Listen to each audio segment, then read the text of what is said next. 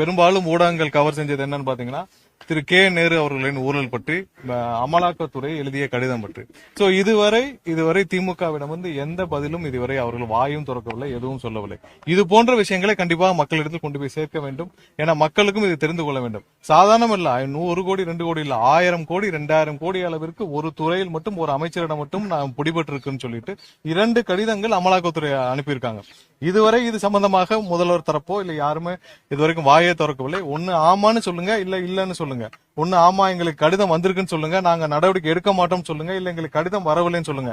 ஏற்கனவே ஒரு அமைச்சர் கைது செய்யப்பட்ட போது தொட்டுப்பார் சீண்டிப்பார்னு வீடியோ அமைச்சாரு முதல்வர். சோ இப்ப ஏன் அதே மாதிரியான இப்ப வந்து அமலாக்கத்துறையில இருந்து 2500 இது வந்து பணி நியமனங்கள்ல ஊழல் நடந்திருக்குன்னு அமலாக்கத்துறை முதல் கடிதத்தில் சொன்னதாக செய்தி குறிப்பில் வந்திருக்கு.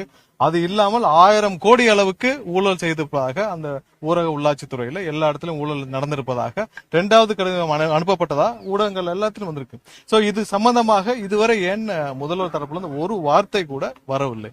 ஏன்னா இதுல சாதாரணம் இல்ல, ஒருத்தர் ஏன்னா இந்த உத்தரவுகள் அந்த நியமன உத்தரவுகளை வழங்கியதே முதல்வர் தான்.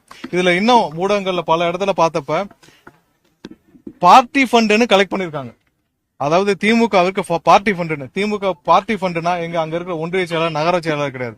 திமுக தலைமையின் பெயரை சொல்லி திமுக தலைமைக்கு பார்ட்டி ஃபண்ட் சொல்லி தான் கலெக்ட் பண்ணிருக்காரு நேரு அவர்கள், அவருடைய சார்ந்த பிஏக்கள்னு. சோ இதெல்லாம் துரிதமாக நடவடிக்கை எடுக்க வேண்டிய விஷயம், சாதாரணமா இல்லை. ஏன்னா இந்த துறையிலும் தான் மக்களுக்கு நேரடியாக பாதிக்கப்படுது. ஏன்னா 4000 கோடி 5000 கோடி இன்வெஸ்ட் பண்ணி வடிகால் பணிகள் நடந்திருக்கு. 4.5 வருஷமா நீங்களும் ஊடகங்கள்லாம் கேட்டுட்டு இருப்பீங்க. 90% முடிஞ்சிச்சு, 85% முடிஞ்சு, 40% முடிஞ்சுன்றாங்க. இது வரைக்கும் எங்க நடந்தது என்ன முடிஞ்சதுன்னு தெரியல.